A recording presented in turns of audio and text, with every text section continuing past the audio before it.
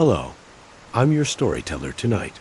I know you're here looking for something to calm you down, something to help you fall asleep, and I'm here to help you do just that with some of the best true horror stories told slowly in the rain. Before we get started, please take a moment to like the video, subscribe to the channel, and let me know, where are you from and what time is it? Now, close your eyes. Take a deep breath. Let the tension go and relax. When I was 12 years old, my mom had just started trusting me enough to leave me home alone. So this had to be when I was 12. We live in a peaceful and ordinarily safe little town. Quiet streets, spacious yards, friendly neighbors, and a charming little village with a bunch of shops and restaurants. It really is not a place where you need to look over your shoulder at night. If you're walking alone or anything like that, it just feels safe, which is part of the reason my parents trusted me home. Alone at such a young age, I still live with my parents today in the same house the night in question. It was a weekend. My parents were leaving me home alone for the night. When we were really little, my grandparents would watch my older sister and but since my sister wasn't home for whatever reason, and since I was kind of old enough to be left alone at that age, my parents decided to just trust me. By myself, my parents had us young, so they've always been a bit more active in the sense that they'd often travel or go out on the weekends with their friends. They left me some money for pizza for dinner. It was the ideal night for a 12 or 13-year-old. House to myself video games all night and pizza for dinner. I used to be obsessed with James Bond video games when I was a kid, so I was playing some game called Nightfire for like my third playthrough on my PS2. After I finished the game again, I decided to order the pizza. There was a pizza place right by our house called Johnny's. It's been closed for years now, but it was one of my family's go-to pizzerias. I ordered a regular pie at the age of 12. I could easily eat 3 slices by myself, my mom told me. To wrap the leftover slices in tin foil and put them in the fridge. I switched out discs for another video game in the meantime while I waited for the pizza, and when the doorbell finally rang, I hurried downstairs with the $20 bill my parents left me. My mom told me to tip $4. The pizza place was like 3 blocks away, so honestly, it wasn't a bad tip, especially for the time the delivery driver was some 30-some-year-old looking guy, though. He looked a little rough, like he had a really long and gross beard. He also wore glasses and was wearing a black truckers.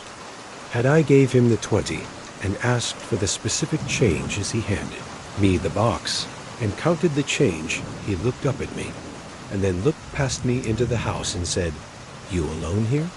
I knew it was an odd, creepy question, and my parents taught me well about being wary of strangers. I said my parents are on their way home. A stupid answer in retrospect. I could have just said no, but I knew he was asking because, first of all, there were no cars in the driveway. In fact, the kid was accepting the pizza at the door instead of an adult's after he handed me the change. I closed the door. I ate in the kitchen, probably had 3 slices, and then wrapped up the rest of them and put them in the fridge. I went back upstairs and played my other James Bond PS2 game, Agent Under Fire. I liked this one less than Nightfire, but it was still good hours go by of me playing. It was probably 11 o'clock when the doorbell rang. Naturally thinking it was my parents, I rushed downstairs to the door. I said through the door, "Mom, Dad." An unfamiliar voice on the other side said, "Hey, I need help." They said they need to use a phone. I said, "Who is this?" And he repeated that he just needs to use a phone. I didn't want to peek through the window because, quite honestly, I was scared. I decided to go upstairs and ignore it. I knew from common sense alone that opening that door would be a horrible, horrible idea. I was walking up the stairs, which are directly in front of the front door, and the man outside banged on the door, and I heard him say, "Wait, please, I need help." What that meant was that he saw me. He was watching through the glass. At the top of the door, I turned around, and though it was dark on the front porch, I could still see the outline of the man's head. Though I couldn't see his eyes, it was obvious that he was staring back at me. I ran upstairs and ran to my parents' room. The only house phone that was upstairs was in my parents' room, so I went to the phone immediately and called my mom's cell phone number. I didn't memorize my dad's number. At that age, my mom picked up the phone lightly, under the influence of a few glasses of wine, and then I told her that there's someone at the door asking to come in. This comment likely sobered her up instantly, as I remember her tone shifted dramatically, and she sounded much louder and more concerned. She asked me a few questions. Firstly, if I had answered the man or at all made him aware that I was home, and I told the truth and said yes. I asked who it was. My mom's tone grew more and more concerned. She asked me if for any reason someone knew I was there by myself, and I immediately thought of the pizza guy. I told her that the pizza guy asked if I were here alone, and around this time the doorbell rang. 2 more times I told my mom in a panic, expressing that the guy would not leave. My mom told me to stay put in their room and keep the bedroom door locked. She said they were calling the police. My mom kept me on the line with her on her phone while they called the police using my dad's phone. They had to leave the restaurant they were in to go outside to better be able to communicate. It was a summer night. The windows were all cracked open to let some air into the house, and through my parents' window, I heard the gate on one side of the house leading to the backyard opening. It opened in a very discreet, gentle-sounding way. I told this to my mom, and she kept telling me to just stay quiet, stay in their room, and keep the lights off. I said quietly into the phone, "What if he tries getting in through the den window?" My mom would tell me to just stop talking and wait for the police. She would continue talking into the phone, feeding me updates from the police and their ETA, reminding me also to not talk. I was starting to calm down just a bit when I heard the unmistakable sound of footsteps downstairs. Footsteps of someone inside the house wandering around. I whispered this in a panic to my mom, and I heard her scream something into the other phone to the police. Probably something along the lines of, "The man is inside the house, hurry up." My mom told me to hide under the bed and wait there for my 12-year-old self. It was the most horrific, unreal moment of my life. The only thing keeping me feeling relatively protected was the tiny little lock on my parents' bedroom door. I heard footsteps coming up the stairs. The stairs are by my sister and I's bedroom down the hall. My parents' bedroom is further down. The footsteps faded for a few moments. I'm assuming as the intruder went into our bedrooms, searching. My mom told me the police would force their way in and to not move until they were inside. I heard footsteps in the hallway coming down this way until they got to the bedroom door, and then they tried pressing down the doorknob only to find it locked. They tried a few times as if that would somehow magically unlock the door. Then there was a light knocking on the door, but the person on the other side didn't speak a word. They tried the doorknob one more time before I heard the footsteps walk back down the hallway, then down the stairs, and they faded away deeper into the house. I did my best not to burst out into tears. The entire time I didn't even whisper anything into the phone because I was too scared to make the slightest sound. My mom finally told me the police were there, but to still stay put. I was expecting to hear them kick down the door, but instead, I just rather suddenly heard multiple heavy footsteps and a man shouting my name, identifying himself as a police officer. I heard them coming up the stairs, and my mom gave me permission to answer them and unlock the door. There were 2 officers upstairs when I opened the door, and then 2 more downstairs. They didn't have to kick down the front door because the back door was left completely ajar. The back sliding window was also slid completely open, which was the obvious original entry point. I had to talk with the police and tell them everything that happened, including my suspicion of the pizza guy, with my parents listening. And on the phone they were en route home, and by the time they got back, there were only 2 police officers still at the house with the police report including a note of the pizza. Guy, they said, they'd do their investigation. My parents brought me to Johnny's Pizzeria the next night and asked me to point the guy out. If I saw him when I didn't see him, they asked the manager which employee matched the description of the delivery guy. I described. He said that would be Phil, who is currently out doing a delivery. After explaining the whole scenario, he said there's no way that would be Phil and asked us to leave the premises. Long story short, my parents made a big scene in the pizzeria, and they said they would never give them our business. Again, we went to the car and waited in the parking lot. We waited for almost an hour, and when he never showed up, we left. My parents thought it was because the manager called or texted the employee, which caused him not to show back up. But who knows? My parents contacted a few lawyers who ultimately didn't take the case due to a lack of solid evidence, stating it would be a waste of time. Basically, ultimately, we never did go back to that pizzeria, and it wasn't for a long while after that my parents felt safe leaving me home alone again simply because of this incident. Ultimately, I do think it was the pizza guy, or at least someone associated with him, because who else would have known that? I was home alone that night. My cousin Nate is in the Coast Guard, and he has been for over a decade. He's not the kind of guy to lie or make things up. He's one of the most straightforward people I know. Real grounded and not superstitious, not into horror, just a practical guy who likes boats in order. He told me this story in the summer of 2022. I asked him to repeat it more than once because of how messed up it was, and every time the details stayed the same. This happened back in 2017 when he was assigned to a lighthouse off the coast of Maine on a 2-maintenance rotation. The place was called Mountainous Rock, and it's way out there. You can only get to it by boat or helicopter. It's nothing more than a jagged rocky island with a single lighthouse and one auxiliary building that stores fuel and maintenance equipment. There is no power grid, no plumbing, and barely any cell signal. The lighthouse itself is automated, but it still requires occasional manual upkeep, which is why the Coast Guard sends people out to it every year or so.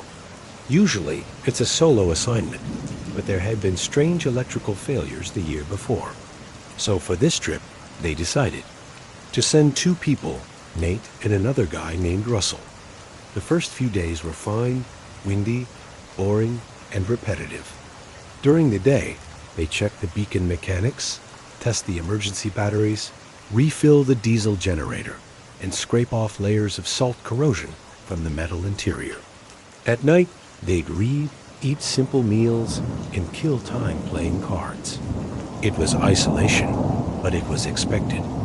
No red flags. Then, on the 4th night, Nate woke up around 2 o'clock in the morning, feeling weird. Not sick, not in pain, just like something was wrong with the atmosphere. The air was heavier than usual, and he said it felt like standing in a room right before a thunderstorm, except the sky was clear and silent outside. He sat up and looked around. It was dark, and then he noticed something. There was no rotation from the beacon. The lighthouse was supposed to send out a sweeping light beam every few seconds, even during maintenance. It was a huge deal if the light failed. He got up and shook Russell awake, and the 2 of them made their way up the narrow spiral staircase to the top of the tower to see what was going on. When they got up there, they found the gears that rotated the beacon were still moving, but the actual light itself wasn't turning. Something was jammed in the mechanism. It was a large, dark piece of cloth, like a blanket or an old coat wedged deep into the gear assembly. The thing was soaked, covered in the slimy, mossy substance, and it smelled like rotting seaweed and mildew. They were both confused. The door had been locked, and the windows were sealed. No wind or birds. It didn't make sense, so they removed the fabric, tossed it outside into the wind, and went back to bed, thinking it was just some bizarre one-off incident. The next night, the exact same thing happened again. Around the same time, just after 2, Nate woke up and saw that the beacon wasn't turning. They went up and found another piece of cloth jammed into the same mechanism. Only this time, it wasn't the same type of fabric. It was smaller. Looked like an old-fashioned scarf. Or a shawl. It was red, frayed at the edges, and soaked through with what looked like ocean water. It even had tiny crustaceans clinging to it, like it had just come out of the sea. Nate said that was the moment things stopped feeling coincidental. They checked the doors, the windows, the supply closet, but everything was secure. Now they were starting to wonder if someone was messing with them, or worse, if something had gotten into the lighthouse and was deliberately trying to screw with the light. From that night on, they began blocking the stairwell with heavy crates. After doing the final check upstairs, they locked the beacon room and the bottom entrance religiously. But on the 7th night, something happened that Nate still refuses to try to explain. He said he was lying in bed, trying to fall asleep, when he heard Russell whispering from across the room. But he wasn't talking to Nate. He was murmuring to the corner of the room, saying strange, disconnected things like someone was standing there. Nate leaned up and asked what he was saying, and Russell blinked slowly and looked confused. He told Nate he wasn't saying anything. But later that night, Nate woke again and found Russell sitting at the window, staring down at the rocks below. When he asked what he was doing, Russell said he thought he saw someone standing down there on the rocks the night before, barely visible in the edge of the beacon light. He said it looked like someone was watching them and then disappeared when the light rotated back. After that, things started spiraling. Russell got weirder every day. He stopped sleeping, stopped talking much, and just stared out the window for hours.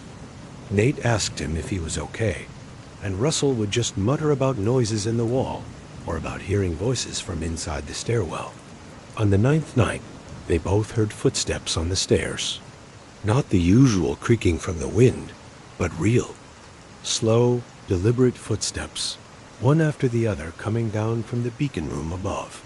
Nate looked over and saw Russell standing at the bottom of the stairs, frozen and staring up. He asked him if he'd gone up there, and Russell just looked at him and said no. Then he asked if Nate had. Neither of them had moved. They stood there listening, but the footsteps stopped. The silence that followed was even worse. That night, they shoved a dresser in front of the bedroom door and slept with knives under their pillows. On the 11th night, they were woken up again by the beacon failing. This time, when they reached the top of the lighthouse, the beacon room door was wide open. Not just unlocked, not just cracked open, completely swung open, like someone had kicked it in. The wind was howling through, and when they got inside, the beacon wasn't just stopped, it had been deliberately tampered with. The bulb was unscrewed and placed upright in the middle of the room. That thing is industrial grade. You can't just twist it off by hand without effort. Nate stared at it, terrified, while Russell just kept muttering that someone had done it. Then Nate felt something brush against his back, something cold. He spun around, but no one was there. Russell had gone pale. He just kept pointing at the wall, whispering that he saw a hand come out of the bricks. They ran back down the stairs and locked themselves in the bedroom. Nate didn't sleep at all. Russell started rocking back and forth in the corner, whispering to someone who wasn't there. The next morning, Nate used the emergency sat phone and called for an early pickup, saying there had been a serious mechanical failure. The boat showed up that afternoon, but here's the creepiest part. When they arrived, the crew asked them about the distress call they had made at 2:12 a.m. that morning, but Nate had never made any call. He didn't touch the phone until daylight. The deckhand said they'd received a garbled call that came through with static and a voice saying something about someone being there with them. Then it cut out. Russell didn't speak the entire ride back. He quit the Coast Guard a few months later and never told anyone what really happened out there.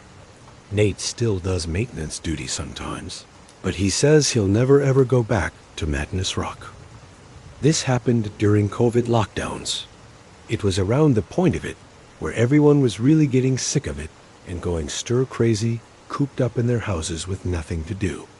I was single at the time and was swiping on Tinder and just DMing people while watching movies and shows, because really, what else was there to do on a weeknight during lockdown? I struck up a conversation with some girl I'd been following on Instagram for years. Her name was Sophia. She goes by Soph. We live in Suffolk County, Long Island, New York. About 20 minutes to half an hour from the Hamptons and like an hour from Montauk.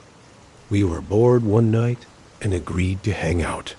She lives like 5 minutes from me conveniently, so I picked her up. We went for a drive to a nearby park that was closed, and we just drank White Claws there.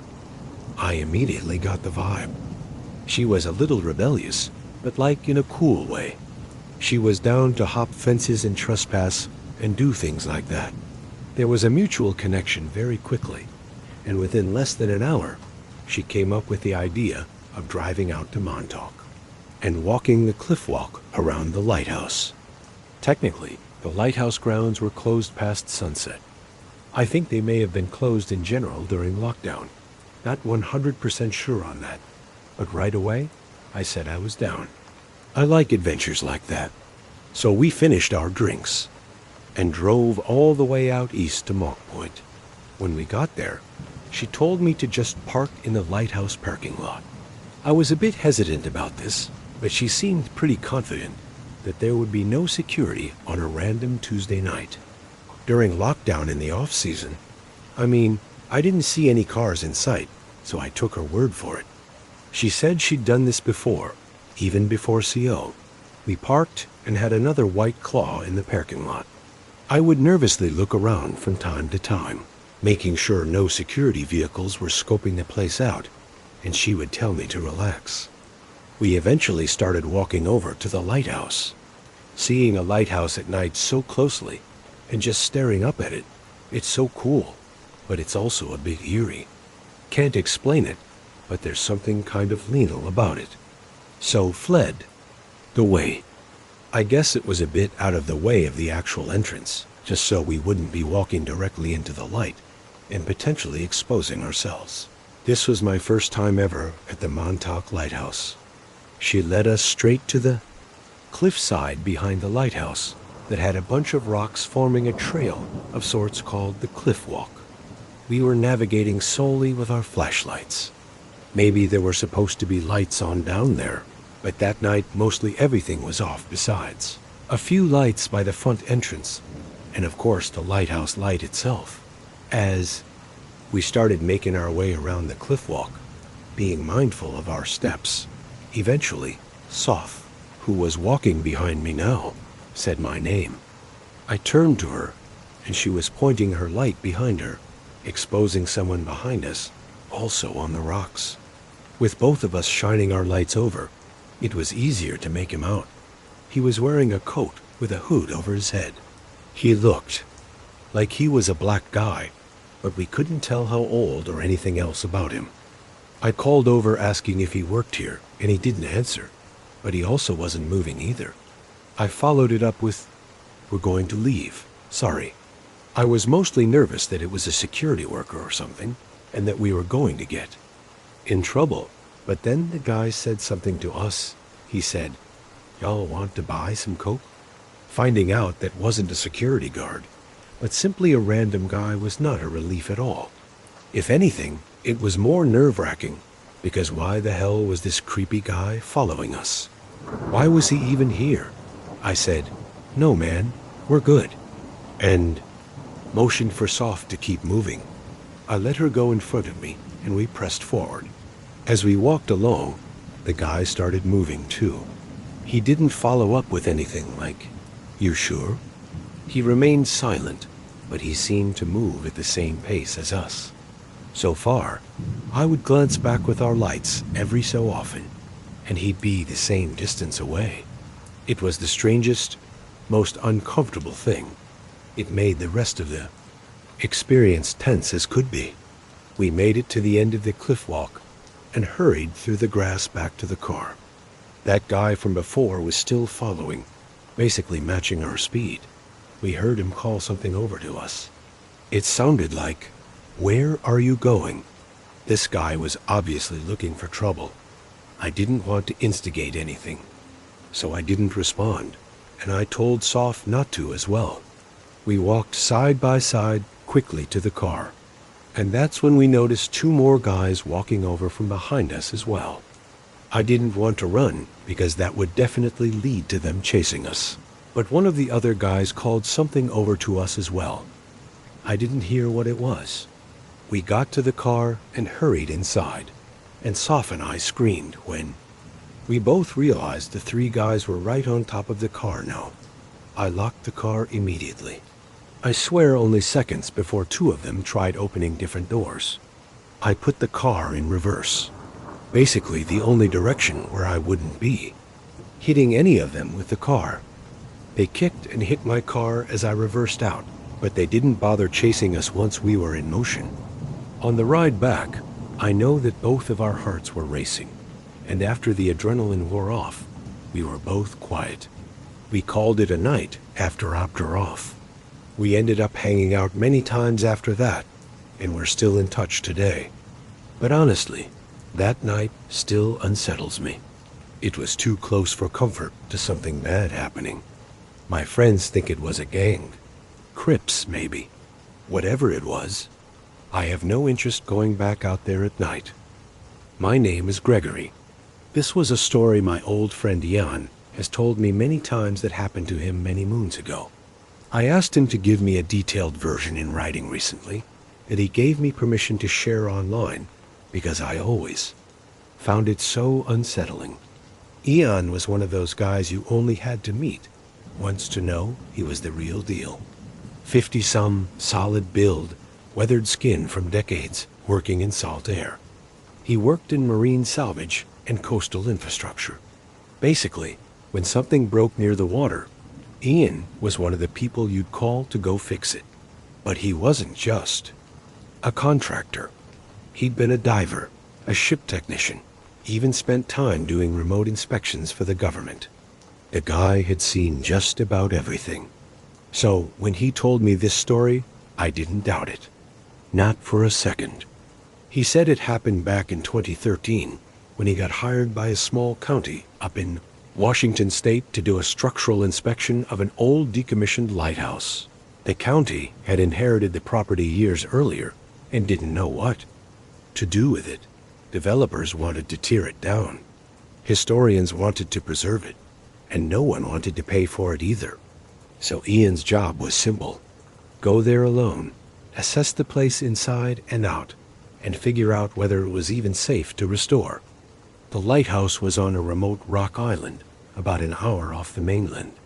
Not a big island either, just a hunk of stone and dirt, maybe 300 feet wide, with nothing but the lighthouse itself, a generator shed, and some rusted-out old scaffolding from decades past. The place hadn't been used in years, and it wasn't exactly a tourist destination. There weren't even any docks, just a little ledge where a small Coast Guard boat could offload someone at high tide. Ian packed light, food for 4 days, a sleeping bag, some tools, a clipboard, and a two-way marine radio. The plan was simple. He'd get dropped off Monday morning, do a full walk-through by Wednesday, and call in for pickup Thursday afternoon. He didn't think twice about going alone. He'd done this sort of thing dozens of times before. When he first got there, the place was quiet, cold, cloudy, but calm. The air had that usual mix of salt, metal, and decay you expect from something.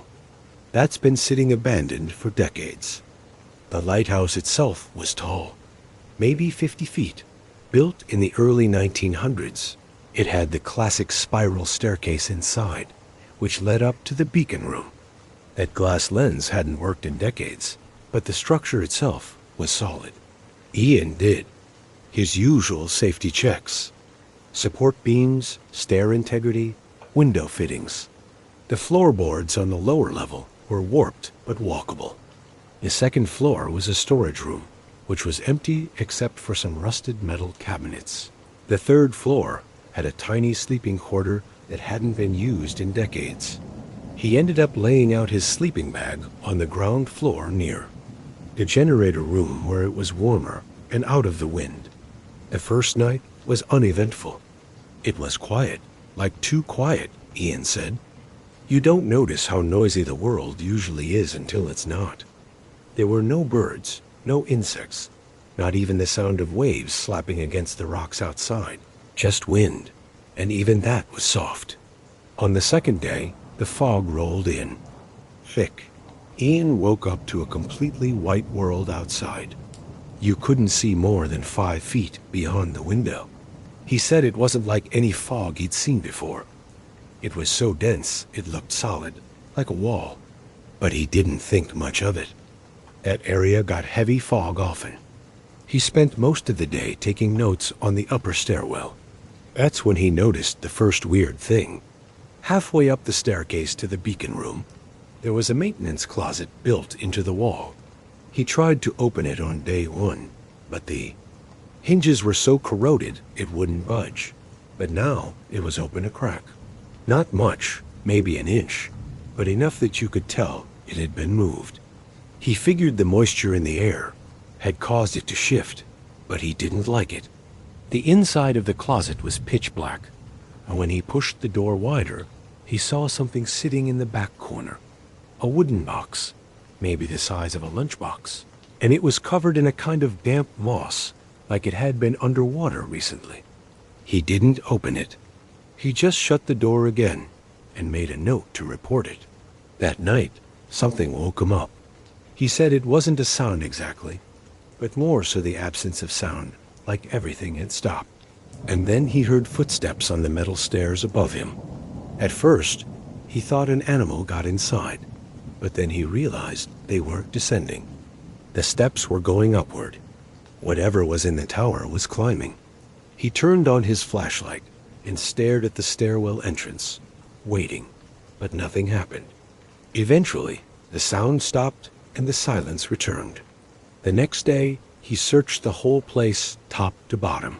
He checked every room and every closet. He even climbed onto the roof, but there was nothing. No animals or anything out of the ordinary except that box. It was now sitting outside the closet, halfway into the stairwell, still covered in moss. He said he stood there for a long time, staring at it, trying to decide what to do. Eventually, he picked it up. It was heavier than he expected. The wood was bloated with moisture, but the lid didn't open. It was nailed shut. He didn't want to mess with it too much, so he left it at the base of the stairs and went outside for air. That's when he noticed something else. There were footprints in the dirt around the lighthouse. Bare footprints, not boots or shoes, but bare wet feet leading from the north side of the building toward the cliff edge, and then stopping. The footprints didn't circle back. They were just 10 or 12 barefoot impressions in the mud that ended at a sheer drop into the sea. He said he stood there for a long time trying to rationalize it. Maybe someone had come ashore, but the only boat scheduled was his return ride, and that wasn't for another day. He considered using the radio to call for an early pickup, but the fog was so thick that by then they probably wouldn't even be able to navigate back. He went inside and locked every door and hatch, and then he wedged the stairwell shut with an iron pipe, and he tried to sleep. That night was worse. Around 1:30 a.m., he heard the door to the upper beacon room slam shut violently. He said the force shook dust loose from the ceiling. Then came the knocking.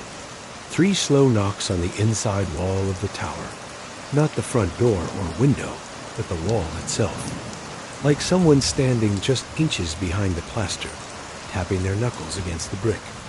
Ian didn't move. He lay there frozen until the sound stopped. When the sun came up, he checked everything again.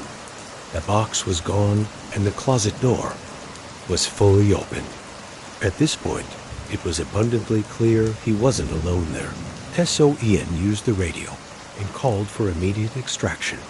The fog was still heavy, but he told them it was a medical issue. They said they'd try to get a boat there within a few hours. He packed everything and waited by the landing ledge. The fog didn't clear. In fact, it apparently got thicker. He sat there for nearly 7 hours, unable to see anything more than a few feet in front of him. The sun was going down and the air had gotten cold. He heard someone walking behind him in the gravel near the base of the lighthouse, but when he turned around, there was no one there, or he simply just couldn't see who it was through the fog. He ran to the edge of the cliff and stayed there until he heard the boat horn in the distance. They pulled him out just after dark. The deckhand who helped him on board asked why he looked like he'd seen a ghost. Ian told him that the lighthouse was unsafe and should be sealed off. He filed a brief report back at the office. He said the structure was compromised and not fit for entry, but he never mentioned the footsteps or the box. He told me he didn't because he genuinely considered the possibility that he simply was losing his mind in isolation. This was around the end of what Ian sent me in writing. Ian never went back to that lighthouse. He wrapped up his remaining projects that year and quietly phased himself out of field work. Within a year, he stopped taking contracts altogether. Said he wanted to focus on dry land from then on. When I asked if it was because of the lighthouse, he just shrugged and said he'd seen enough out there. I pressed him once, just once, about what he really thought happened on that island. He looked me dead in the eye and said something that kind of stuck with me ever since. He said, "Some places are meant to be left alone. They just need time and silence." That was all he'd say. I tried to look into the lighthouse myself a while back, but I couldn't find much. The coordinates he'd scribbled in his notes don't point to any listed structure. The county records mention a decommissioned tower somewhere off the coast, but there's no official name and no accessible history. It's like he was never really there in the first place. And that's the part that unsettles me most. Not what Ian said, but what nobody else ever did. I don't honestly know whether. I hope Ian really was, just for whatever reason, going crazy on that island or not. When I was a teenager, my parents and I moved from California to a secluded area in North Idaho. My parents had just retired and built their dream. Home deep in the back country, we had no neighbors in sight, just forest, endless dense forest that backed right up to national parkland and paper mill logging grounds. The house was massive 2 stories, a gym, a full bar, and pool room, and a legit movie theater set up in the basement. It felt like the kind of house people dream of, remote, quiet, perfect. Or so it seemed. I was dating my high school girlfriend at the time. One night, while my parents were out on a date downtown, I invited her over to hang out and watch a movie. We were completely alone. I cracked open a beer. I was underage, but figured no one would care, and we headed down to the movie room to watch Gladiator. Everything started out normal, but somewhere around the midpoint of the movie, maybe close to midnight, something switched in me out of nowhere. I was overwhelmed with this fight or flight feeling. It was like my body sensed something. My brain couldn't see my heart was pounding, and I kept glancing at the uncovered windows behind us that looked out into the pitch-black woods. I didn't want to freak out my girlfriend, so I kept it to myself. In fact, things got a little heated between us during the movie, but the whole time, I couldn't shake the feeling that we were being watched. I didn't know from where, but it knew after the movie ended. I walked her upstairs, out to her car. The house was dead quiet again. She drove off, and I turned to go back inside when I remembered I'd left the bar, pool room, and movie room lights on, so I went back downstairs. I turned off the lights in the movie room first, then paused.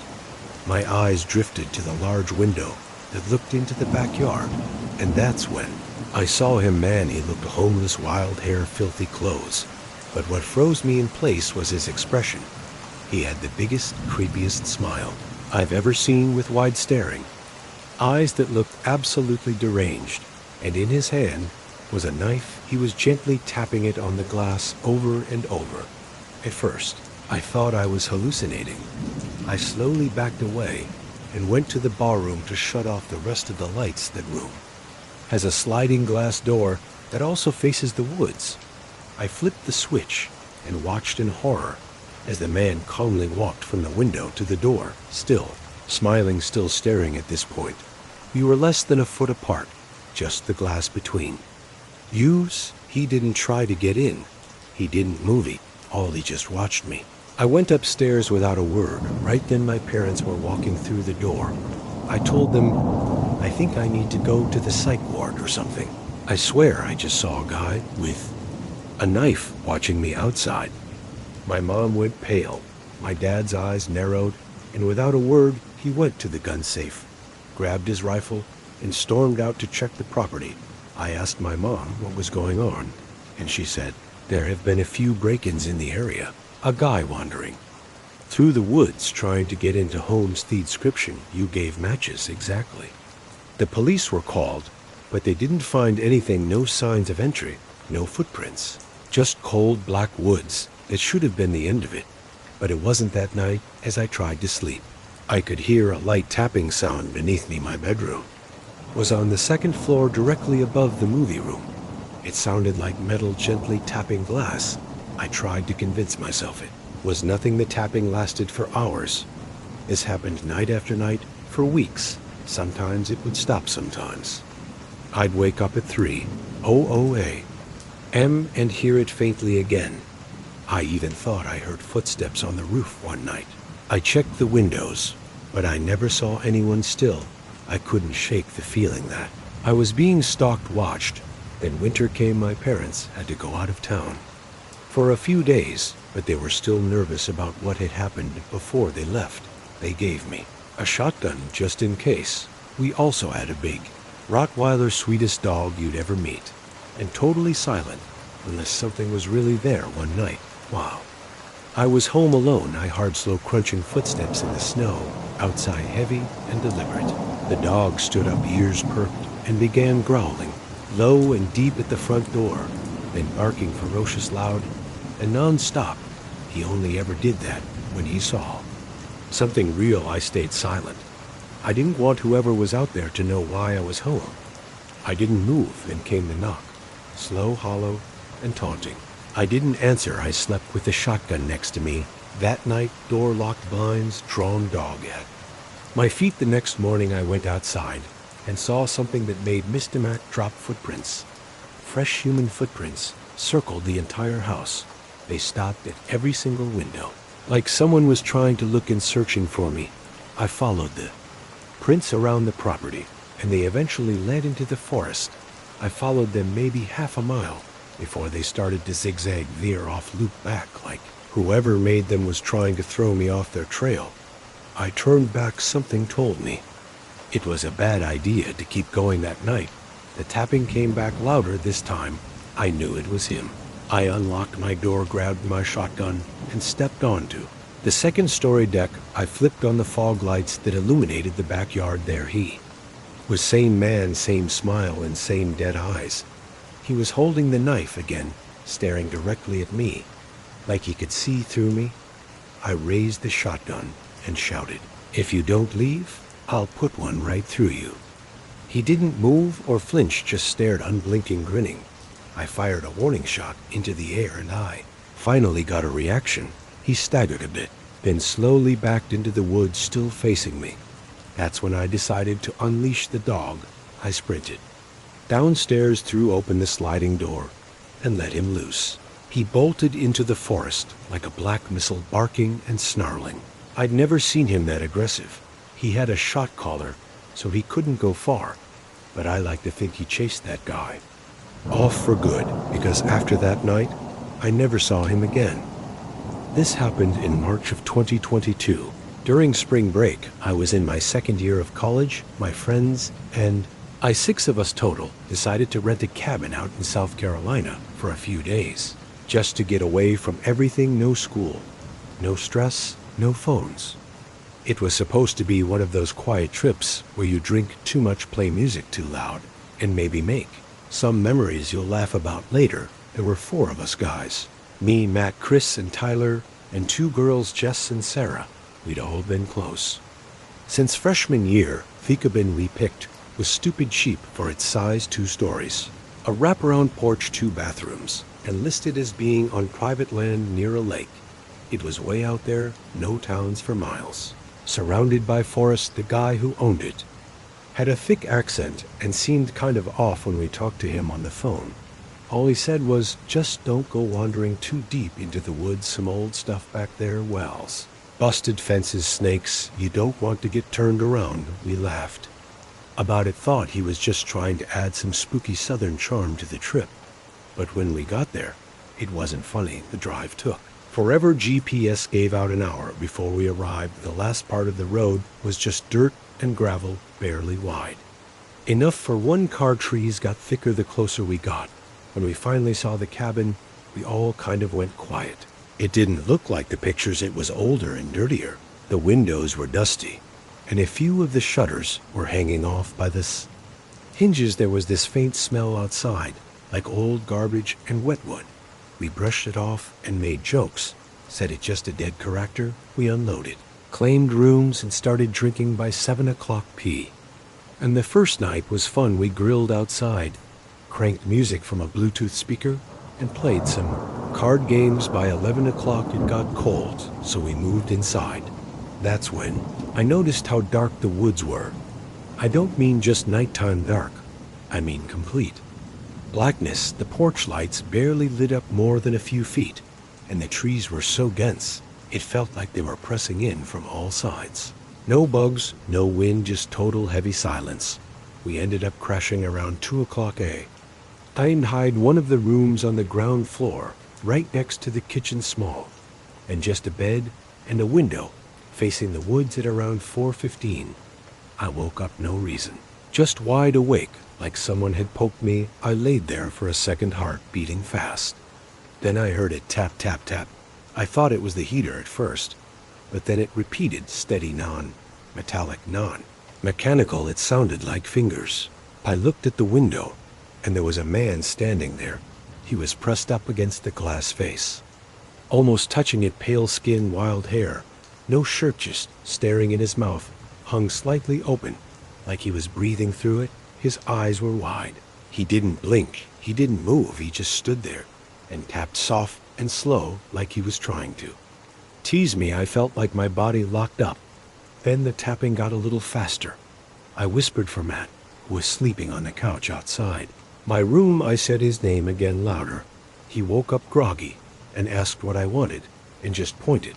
He looked over, saw the man, and immediately jumped up, knocking over the coffee table. That must have scared the guy off, because by the time Matt turned the porch light on and ran outside, he was gone. We all got up. The girls were terrified. Tyler tried to convince everyone it was just some drunk local messing with us.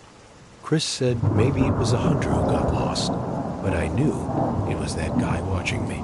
He wasn't lost. We blocked the doors, moved the couch in front of the big living room window, and took turns staying awake for a few hours. Nothing else happened that night. The next morning we went outside. There were footprints, bare human footprints, circling the entire cabin. They stopped at every window, every single one, even the little one above the upstairs shower that should have been it. We should have left, but we didn't. We were dumb and stubborn, and we stayed. Night 2 started the same drinks, music, fire pit, but the energy was different. Everyone kept glancing at the woods, just didn't drink. Chris kept his hunting knife on his belt. When we finally went inside, we locked every window and double-checked the doors. Around 3:30 a. Matt went to the kitchen for water. He stopped in the hallway and called my name. I got up and saw him standing there, pointing. There was someone in the kitchen, the man from before, but this time he was inside, naked. His back was to us, covered in long, raw-looking scratches. He was standing in front of the fridge, staring at it like he didn't know what it was he made. This slow swaying motion, like he was rocking on his feet, Matt didn't speak. He just backed up. We all gathered silently at the Yunko. Hallway entrance. I had a pocket knife. Sarah had the fire poker Chris grabbed, one of the chair legs he'd snapped earlier. Trying to be funny, we turned on the light. The man was gone. The back door was wide open, but it wasn't broken. It wasn't forced. It was just open. We left 20 minutes later. No one argued. We packed only the basics: wallets, keys, phones, and drove through the woods until we had enough signal to call the sheriff. When we met the deputy at a diner off the highway, he didn't look surprised at all. He asked if anyone was hurt and said, "Yeah, we've had some trouble with folks squatting up in those woods." Not always right in the head, we tried to explain. It wasn't just some homeless guy. This man watched us came back 2 nights in a row and had a key, or somehow got inside. The deputy just nodded like he'd heard it before when we mentioned the owner. His face almost implied that he knew the guy. The listing disappeared a few days later, completely wiped from every rental site. We never got answers and never got a call. We never even got our deposit back. But that face, the way he looked at me through the window, I still see it sometimes when I wake up at night. We don't talk about that trip much anymore, but as far as I know, none of us have been back to South Carolina since. Foreign traveler, my friends are usually too busy or can't afford to constantly fly to a million different places, so I do a lot of it myself. I flew to San Diego for my first time alone. I've been to most of the major cities in California, except for San Diego, so I wanted to check it off my bucket list. I stayed in a decent hotel very close to downtown. As I checked in, I met a guy a little older than me in the lobby. He struck up a conversation with me about where I was, from how long I'd be here for, and if I'd ever been here. It was apparently his second time here, and he was also alone. He offered to take my bags to my room for me since he was going upstairs. Anyway, I accepted his offer, appreciating his kind gesture. He carried my bags to the elevator, and we went to the second floor to my room. He set my bags down outside my door and said it was great meeting me and to enjoy my stay here. I thanked him again, and he left down the hall. I let myself into the room, set my bags on the bed, and laid down for a bit just to get a quick nap in. When I felt refreshed, I went back down to the lobby and was about to head outside when the lady working the front desk called me over. She asked what that man did when we went upstairs, and I told her he just helped me with my bags to my room. She then warned me that that man had been standing outside the hotel for a while, and she noticed him coming moments after I came inside. She told me that she was fairly certain he wasn't staying in the hotel, and if I see him again, I should stay away from him. This was, of course, very unsettling. I hope she was wrong, and he was actually just a nice person. But to be safe, I would listen to her. I went out and explored and had myself a day. I came back a few hours later to change into different clothes for dinner. There was a different person working the front desk now in the hotel room. I showered quickly, then changed in different clothes and laid down for another quick power nap. During this time, there was a knock at the door to my room, followed by a quiet male's voice saying housekeeping. I didn't order housekeeping, and it was my first day there. Maybe they had the wrong room. I went to check the peephole of the door, and I didn't see anyone in the hall. That was beyond strange. And immediately, that man from earlier came into my head. What if it was him? I ignored the knocks and went to my phone to call the front desk and ask them if they had sent housekeeping to my room. And of course, they said no, so I asked for someone to be sent to my room for my own safety. And 5 minutes later, a hotel maid knocked on the door. I opened it and explained politely the situation to her and thanks her for coming. I then left the hotel to go to dinner. After dinner, I did a City Lights night tour and explored some of the happening areas of the city at night. I got back to the hotel room around 10. I went up to the front desk worker and then explained what happened earlier with the man I met, who I feared may have been pretending to be room service to get into my room. I then asked her if she had seen anyone of his description walking around the lobby, and she said no. and to make me feel better, she checked the live surveillance camera of my floor, and no one was in the halls. I thanked her and went upstairs to my floor, and then to my room. I changed out of my clothes and laid in bed and put on the TV so I could fall asleep to something within the hour. I was drifting into a sleep. What I was hearing from the TV was kind of turning into a dream in my half, a sleep state. So when I heard it do our closing, it became part of my dream. I didn't actually wake up until I felt the mattress start shifting as something was putting weight on the other side. I looked over my shoulder to the other side of the bed, and I saw a man in a black-covered mask and baseball hat getting onto the bed, reaching for me. He grabbed me, trying to cover my mouth so I couldn't scream, but I managed to fight him off for long enough to scream bloody murder. He continued to try to cover my mouth. I kept struggling and resisting. Just long enough for someone to start knocking on the door. I screamed help, and by this point surely the man knew this wasn't going to go his way anymore. He let go of me and opened the door and shoved the woman who was knocking to the floor, and she saw him run down the hall to the stairs. The woman came in to make sure I was okay, as I was in complete shock, followed by tears. Others from neighboring rooms came to see what the commotion was. About hotel staff came as well, and the police were called based on the hotel video footage. The man somehow acquired a master key, which allowed him to access my room. The mask and hat hid his identity, but I strongly believe it to be the man who helped me with my bags the first day. I believe he wanted to find out what room I was in to later come back to. It's scary to think he may have done this successfully to somebody else. I tried my best to enjoy the rest of my trip, even though I went through something that will likely stay with me for the rest of my life. The hotel gave me a full reimbursement for the entire stay, and they gave me a different room to stay in. Honestly, looking back, I probably should have pressed charges on the hotel. The hotel, of course, also gave all the necessary footage to the police department. I haven't ever been contacted to identify anybody, which sadly more than likely means the man was never properly identified or caught foreign. The events of this story take place a few years ago, maybe in 2013 or 2014. Honestly, I don't remember because the story is such a blur, and I've eventually just blocked it out over the years. It was Christmas break, and I was a freshman in college, attending a university in New York City. With that being said, I was miles apart from my family, who lived all the way in Bulgaria. For some of you who may not know where that is, Bulgaria is just a small country in Eastern Europe, right by Romania and Greece. Bulgaria's safety reputation and regulation isn't really that good, but this story actually contrasts that I was at JFK Airport maybe just a few days before Christmas Eve, because my initial plan was to surprise my family and friends in Bulgaria.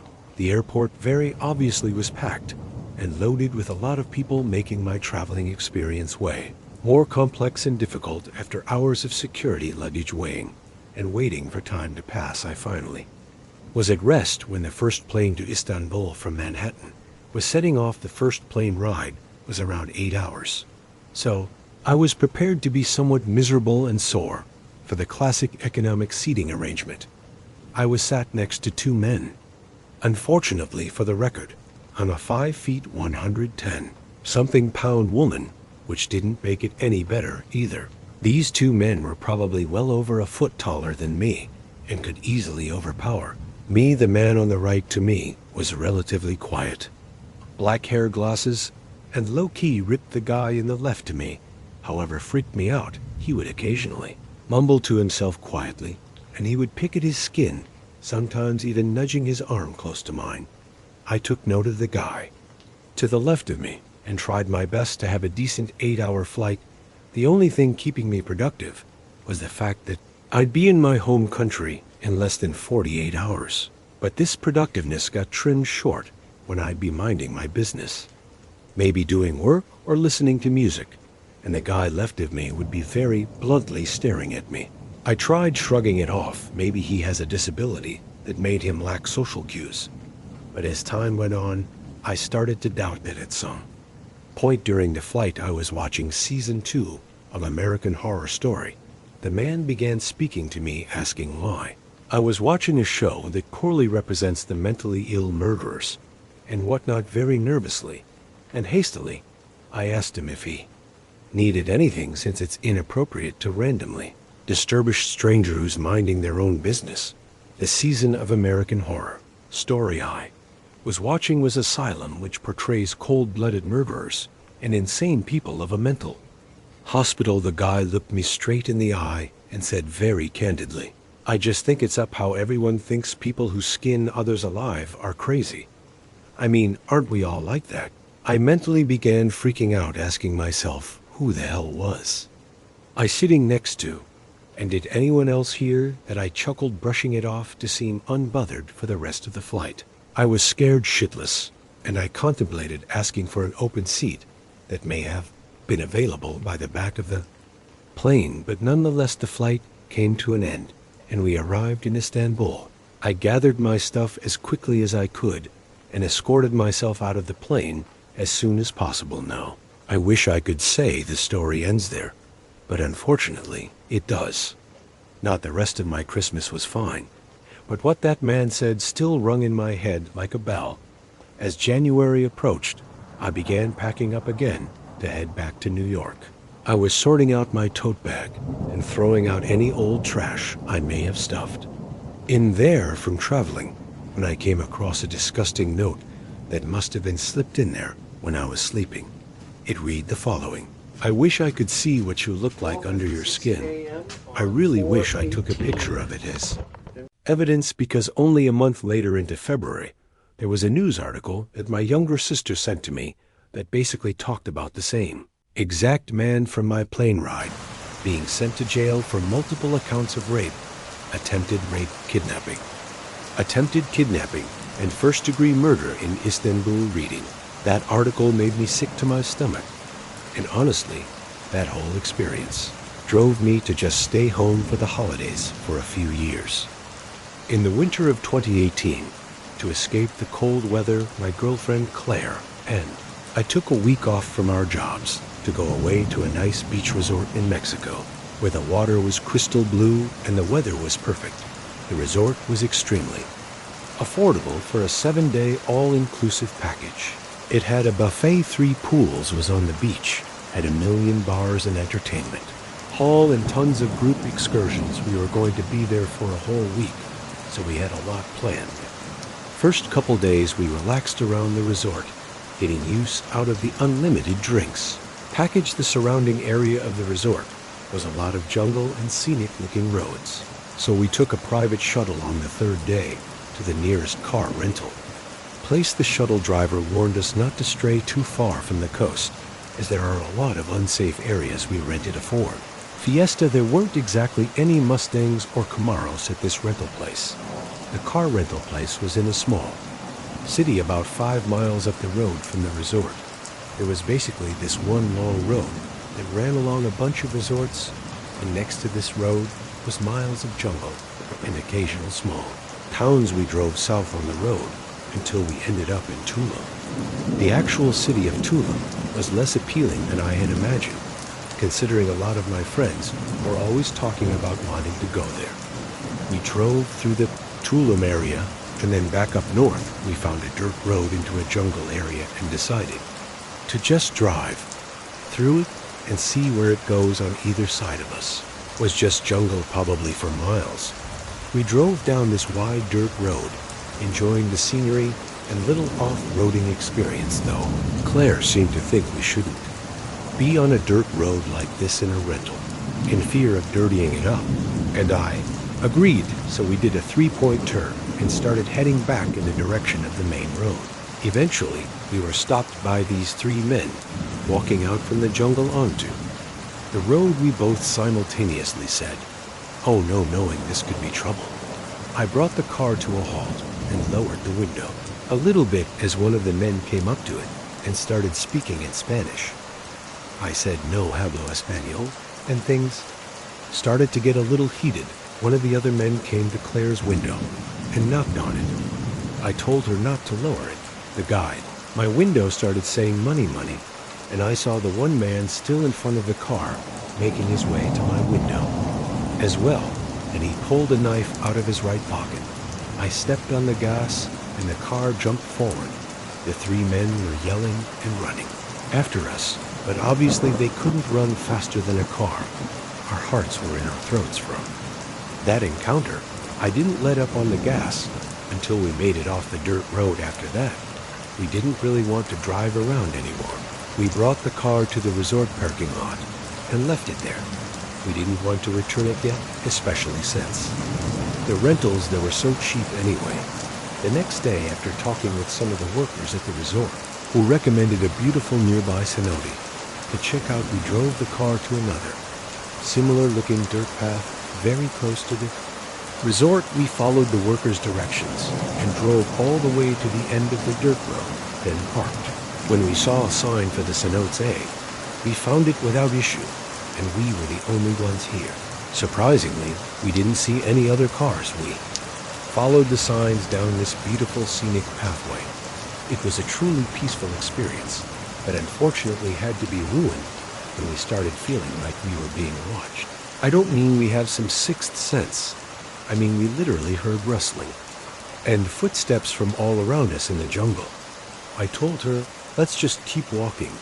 We continued to follow the signs, and out from nowhere, a man came up to us once again speaking Spanish, and I again responded, no hablo español, he started to attempt to speak in English, and I understood him to be trying to tell us to come with him, that he'd lead us to the cenote. Claire and I looked at each other nervously, and we followed the man. He was leading us a different way than we were originally going. It seems like we weren't following the signs anymore. Claire tapped me on the shoulder and then pointed at the man's back pocket. There was the handle of a large knife in his back pocket, and whispered to her to run, and then pushed her to start running. And I followed close behind. The man noticed and started running after us, but thank the Lord he was slow. We were easily outrunning him. We made it back to the car, and at first I thought he'd stop chasing us, but as soon as we got in the car, 3 people emerged from the path we just came from and tried opening the car doors. They then started hitting the glass, trying to break the windows open before any of them could actually break the windows. We were already moving. Claire was crying hell. I wanted to cry 2 days in a row of this. We officially hated this place. We brought the car back to the rental shop, and luckily there weren't any dents or anything from being pounded on, just some dirt stains. We shuttled back to the resort from there, and we didn't leave the resort again until we left days later for the airport. We warned the resort staff about the attack so they could warn the guests. We haven't returned to Mexico since, but I'm honestly not sure if we ever will, even in what was supposed to be a safer area by the resorts 2 days in a row. We barely escaped being robbed and attacked foreign.